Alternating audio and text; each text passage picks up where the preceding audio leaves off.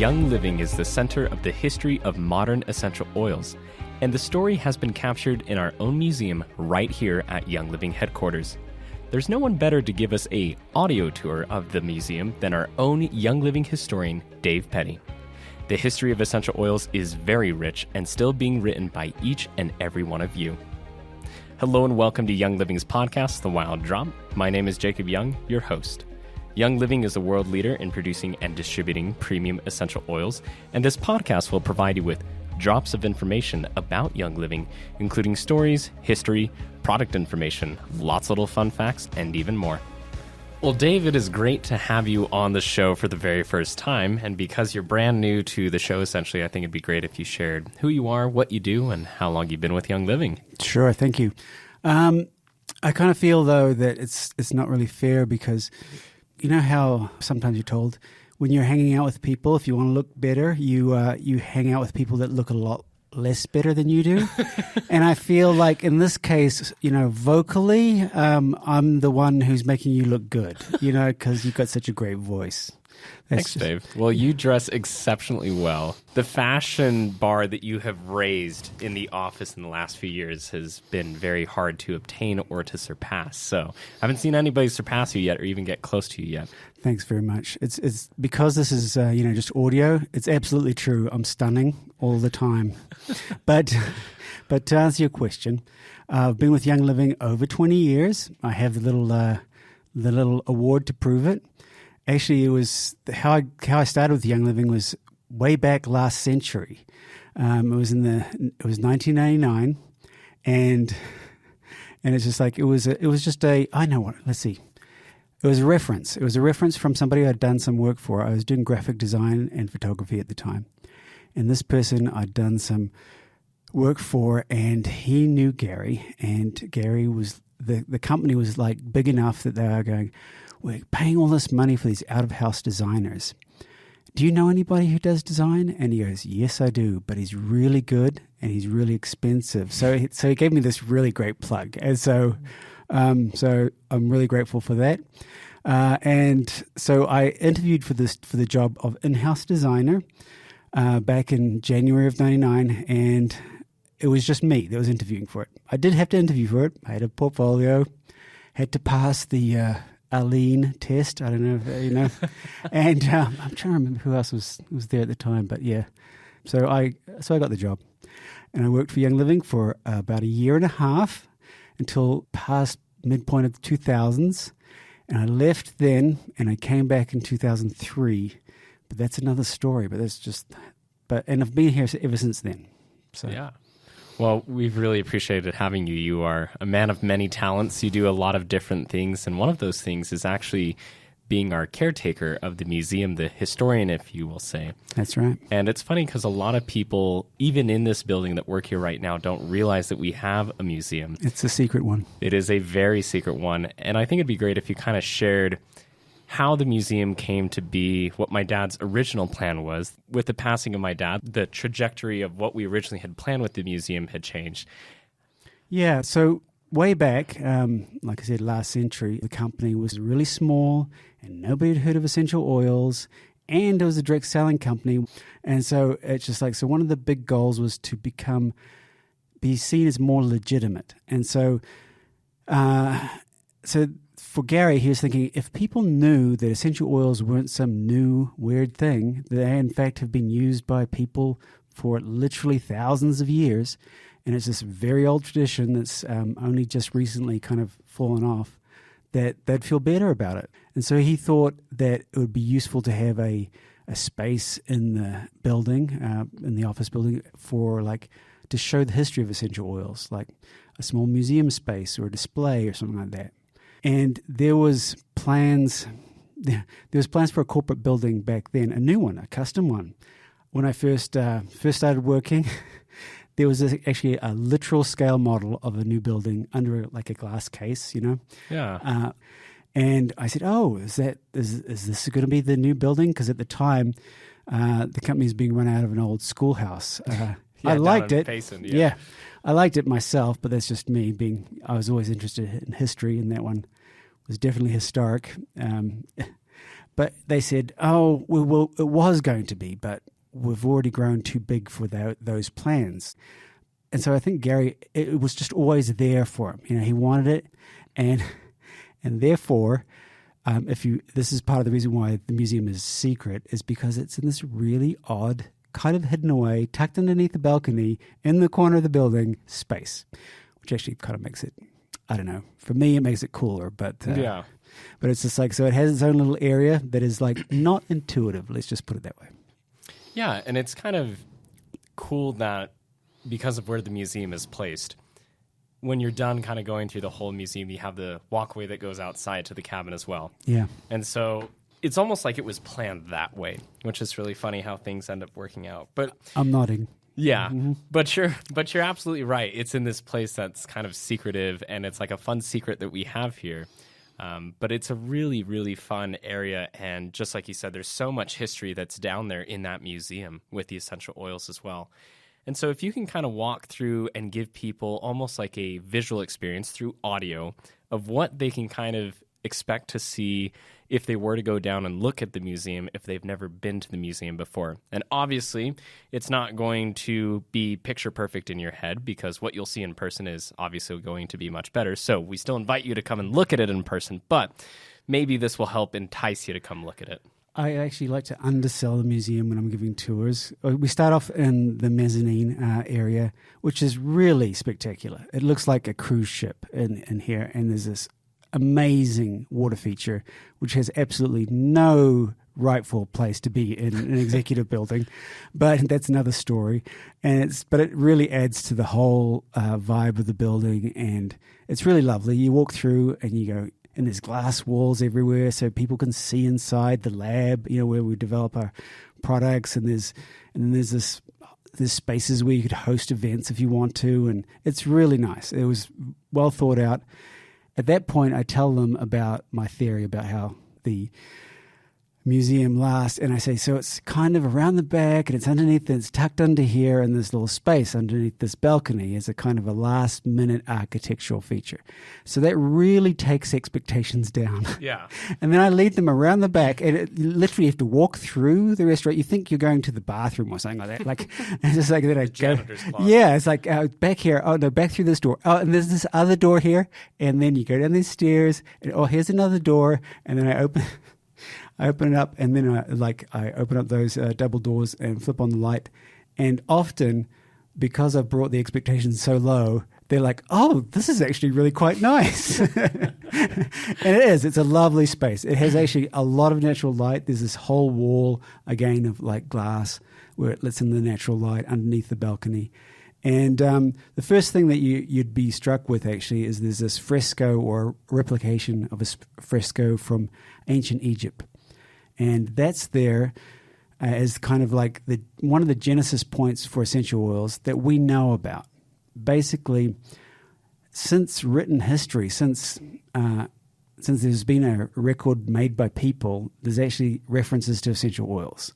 So even older than ancient Egypt, I believe there's Mesopotamian records and some, I believe, Chinese records as well that might predate ancient Egypt, but they also, if not specifically mention essential oils, it's really implied. Yeah. So this is in ancient Egypt, of course. We're talking about 3000 BC, roughly.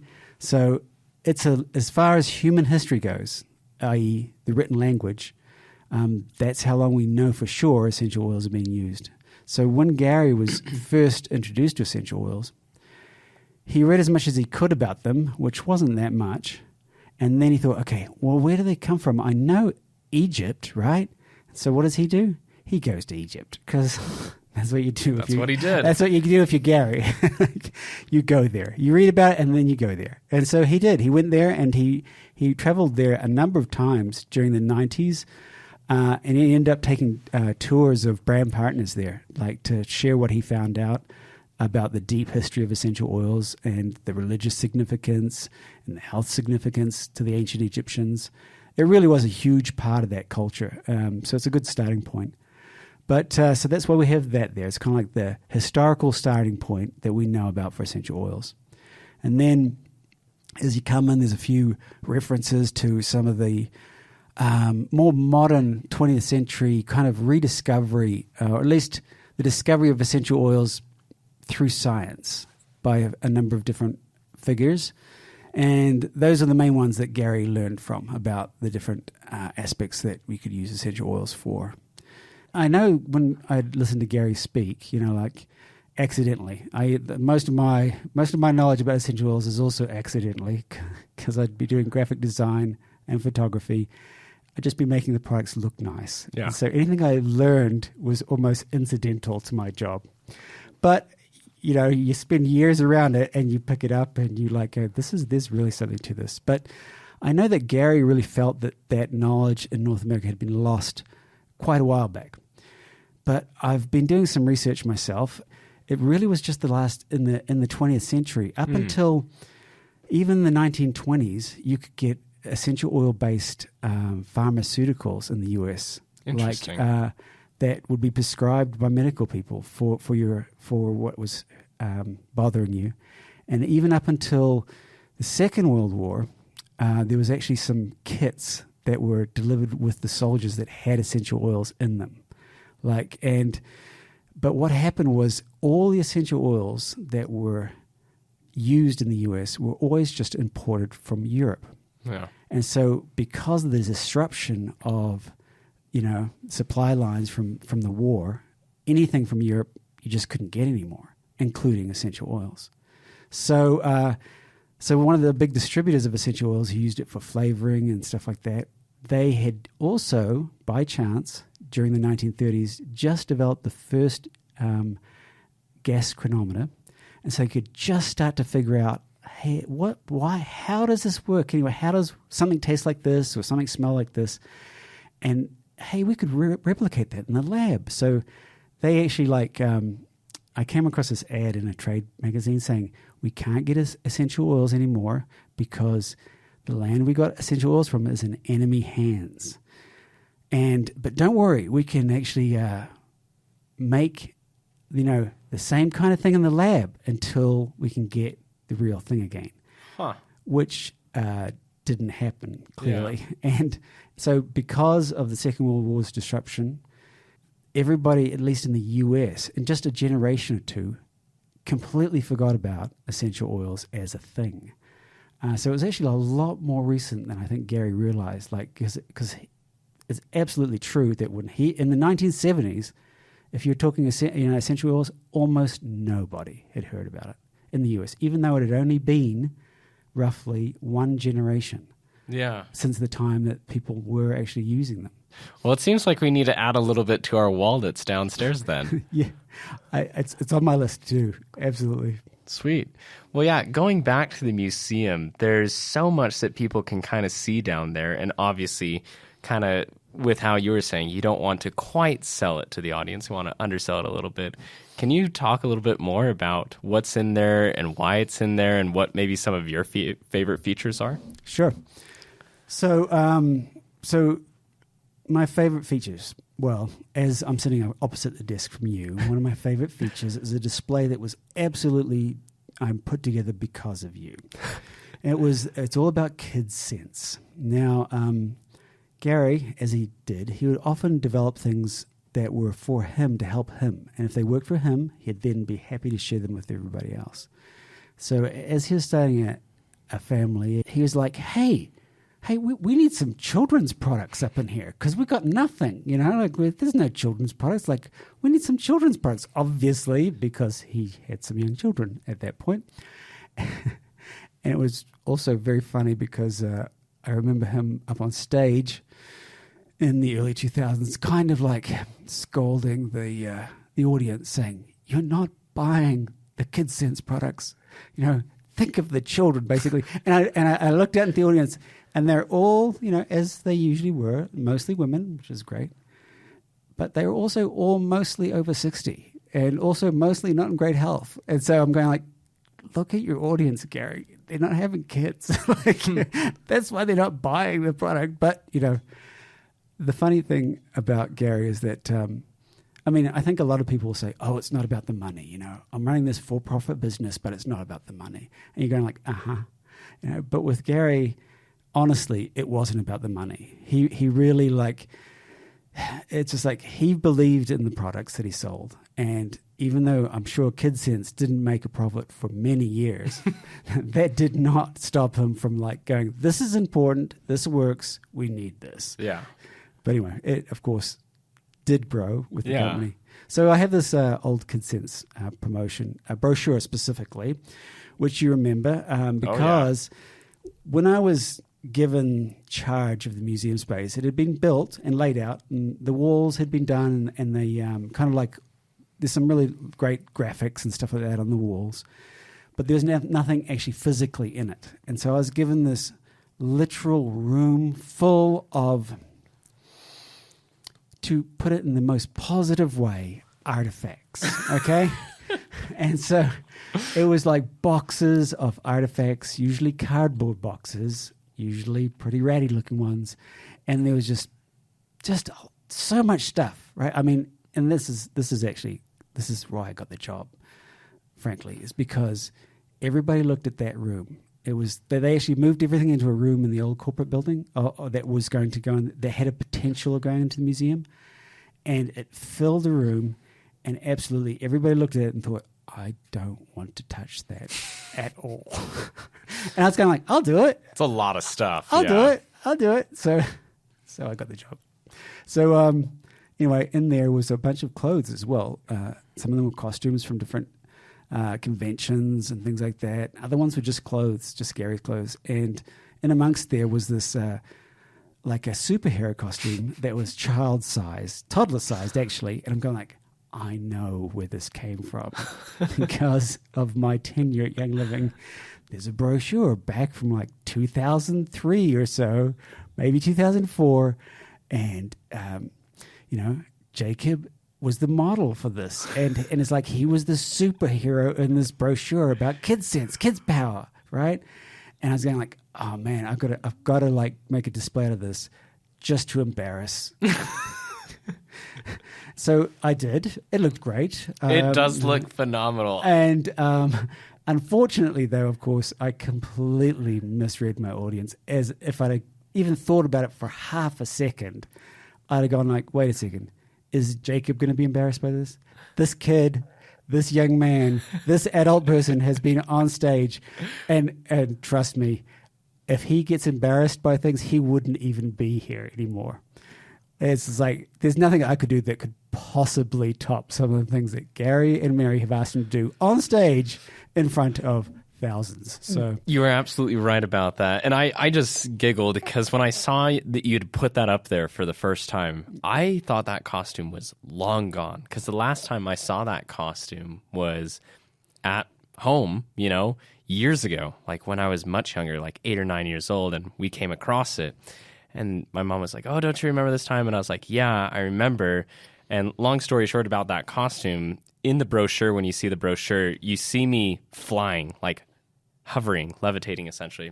And the way that they got that shot is they had a green screen in the room, the photographer laid on the floor, and my dad also laid on the floor with his arms out, and I jumped off this table into his arms, and that's how the shot got caught. But when I saw that you put that up there, I was like, no way. I thought it got thrown away or burned or something. It was just super cool. And it's in really good condition, like surprisingly really good condition for how old it is.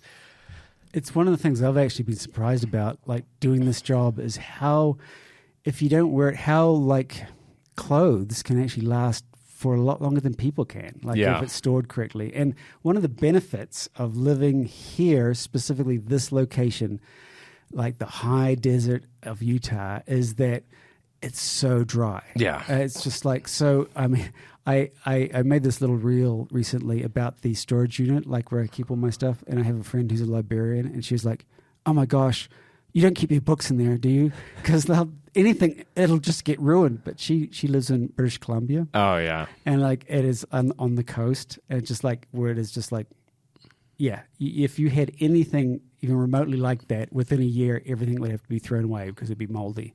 But here, it's literally almost like one of those Egyptian tombs. It's so dry. It just, as long as you don't like set it on fire, it'll last forever. Yeah.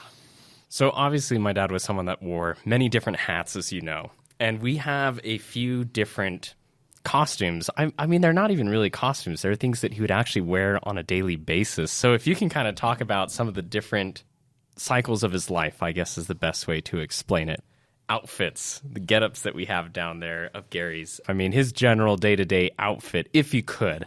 He always wore a suit to the office, but he always did say if I could wear my jeans and my boots and a hat to the office every single day, I would. And there were a few times that he did, but it was usually because he was coming up from the farm or was out at Tabby or something like that.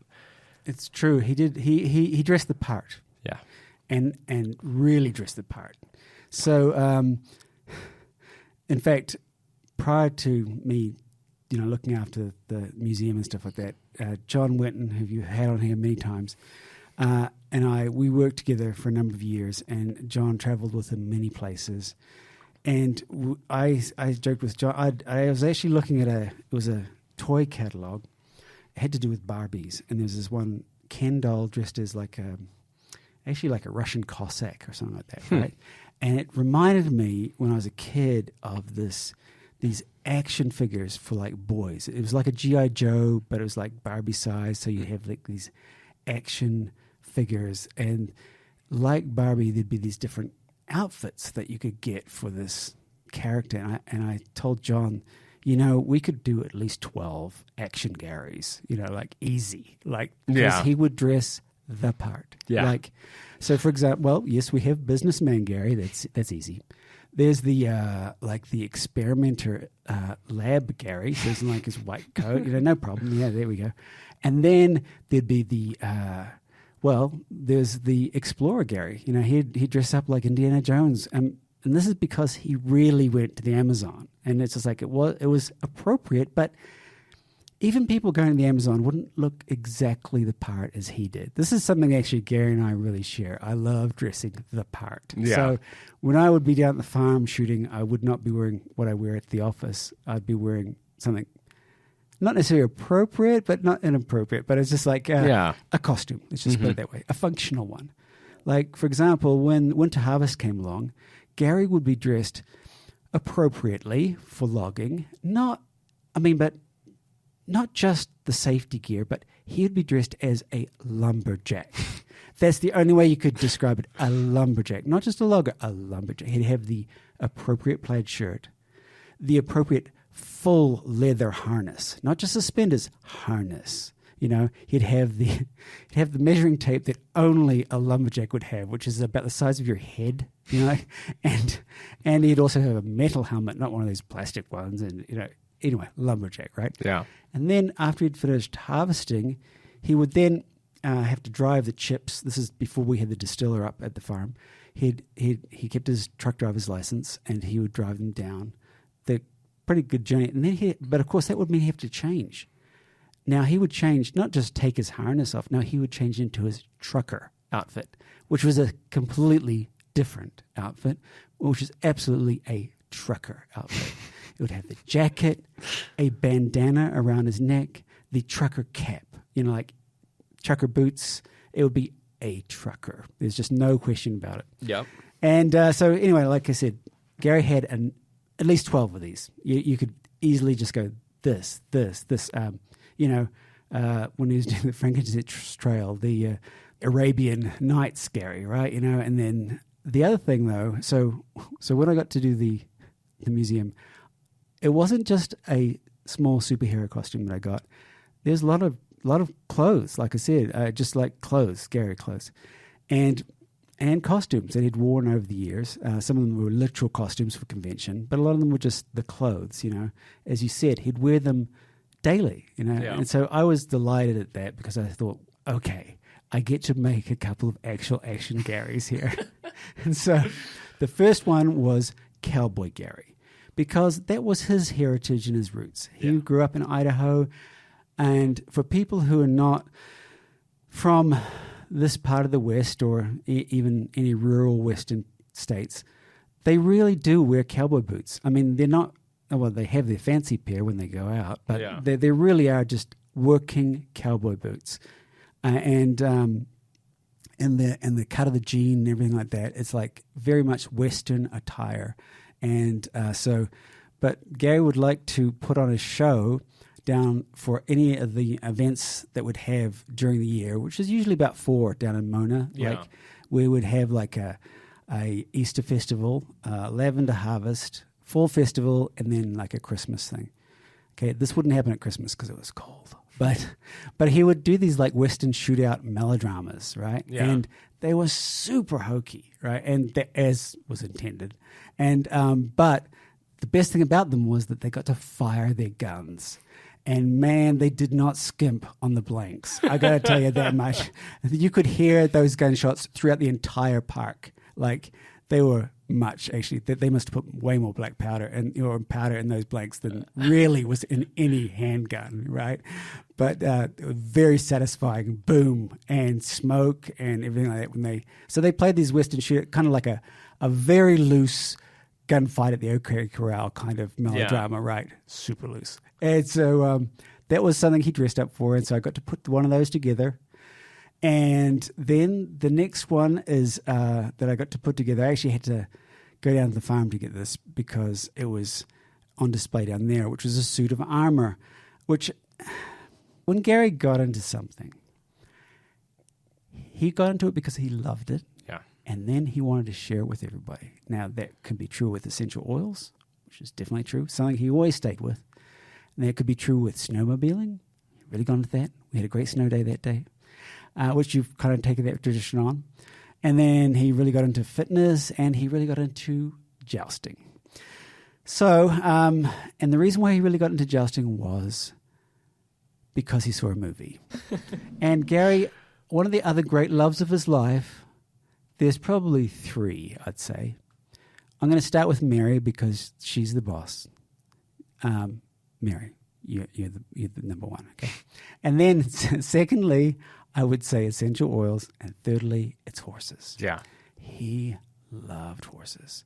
He would collect horses like some other people collect Lego sets. There were so many horses. You can go down to the farm today, and if you haven't been before, you think, wow, there's a lot of horses. No. There is not a lot of horses down there, comparatively speaking. But that's another story. Yeah. So anyway, there's this movie, nice tale, horses, jousting. Gary's like, hey, that's got horses. It's got a chance of real bodily injury. That sounds like something I'd love. And so what he does is he does some research, as he did. Found out that there was like these Renaissance fairs. He went around to a few, had a look at them. Then he found out there's actually such a thing as an international jousting competition. Really, there is. I'm not making this up. And there was actually still a champion from each of the nations that compete, including America. So there's an American jousting champion. So Gary went out, found that guy, hired him on staff for like 2 years, had him teach Gary how to joust. And then Gary enters the competition himself, and for his age group, which was at that time over 50. Now, which no one else really competed. Yeah, but he totally won it. So just don't forget that though. He won that. And even though, yes, jousting is, as you know, choreographed to a degree, yeah, there's real chance for real bodily injury. And there's so much that can go wrong, no matter how much you practice. Yep. And as far as like what we do, like we really try to just kind of let the fates decide, as you will, right? But when it comes to like the games and who goes and who jousts against each other, that's choreographed. But what happens during the joust as far as who gets hit where, how hard someone gets hit, who gets unhorsed, that is not decided. Fate decides that for you, and whatever happens, happens. And I can speak and attest to that because, like me personally, the amount of injuries that I've had compared to what I've seen my dad have is minuscule in comparison. I mean, I've broken my wrist, cracked my sternum, 2 concussions, 3 of my ribs. But, I mean, my dad, I'm not trying to get into too much detail, but like I think the worst accident that I saw was actually at one of those competitions where his intestines were blown out because the lance went too low. And he competed the next day. It was like 17 hours of surgery, and he still competed the next day. Yeah. But yeah, there's just so much down there in that museum as far as history is concerned. And there's just so much about it that's so amazing. And if you spent time at each spot in each location in that museum, you could be down there for hours because there's just so much that you can learn about it, that you can read about and everything. And little by little, we're finding more and more that we're wanting to add to it. That's the weird thing, actually. You'd think is you got further away from something, there'd be less of it. I mean, historically speaking, you think, oh, well, we had these products, but that was like 30 years ago, and you'd think there'd be actually less and less information. But turns out more people go, oh, I kept that. And you actually get more history and more history. It's like, it kind of adds to itself. It's something I really enjoy. When I tell stories down there to the brand partners who have been with the company for a long time, it's like, I feel like it's a kind of a trade. I tell a story, but I get a story in return. Yeah. It's great. No, it's so fun. And it's funny because I remember years ago, my mom is a little bit of a hoarder, but she's like a good kind of hoarder. I don't know if that's, if there is a good type of hoarder or not, but she has saved so many of those things that you see down there in the museum right now. Yep. And for years I told her, I'm like, we're never going to have use for this. There's never going to be a place where it would make sense to put it or anything like that. And even now, even today in 2025, there's still some things that we're pulling out and we're like, oh, this can go in the museum. It's so convenient. Yeah. I gotta tell you, I've actually, there's a lot of stuff in the museum that I myself, being a little bit of a hoarder, had pulled out from my basement. And I thought, oh, I can just give this to the museum now. And so, it's great. Well, awesome. If somebody wants to come and check out the museum when they're here in Utah, who do they reach out to? Where do they go to schedule a tour with the one and only David Petty, the historian? I would definitely recommend calling ahead if you can. Talk to the lovely person at the front desk, and they will find out when I'm available, which is, I'm pretty flexible, but there are sometimes I'm just not there or doing something else. But yeah, dpetty@youngliving.com. That's my secret email address. Okay. But yeah, you can contact me directly through that as well. Yeah. And then you're able to schedule a tour. We do have a lot of requests for it during convention. Yep. So if you're planning to come out to convention this year, make sure to get it scheduled ahead of time. Yeah. Because there is quite a few that get scheduled around that time as well. Yeah. And the rest of the building is open, during business hours, so you can experience the Will Call and the Experience Center and see the mini distiller that's in there. And there's just a lot to explore and a lot to see with this building, as well as the fun little hidden features about it, like the museum. So, Well, is there anything else that you'd like to share with everybody else before we close out the episode? Yeah. No, actually, I'm lying. There's nothing else. Well, David, it's been awesome having you on the podcast and sharing all your insight and knowledge and some of the fun stories and history about the museum. And there's a lot more that we shall share on the podcast and far to the museum, because you seem to have a lot of stories that need to be shared. It's literally just my job now. I get to tell stories. Good. Well, thank you so much for your time, and we hope to have you back on soon. You bet. And thank you for tuning into this episode of The Wild Drop. Remember, you can listen on iTunes, Spotify, on YouTube, and of course, our own website, www.youngliving.com. Don't forget to oil up Young Living family. This is Jacob Young, dropping out. Take care.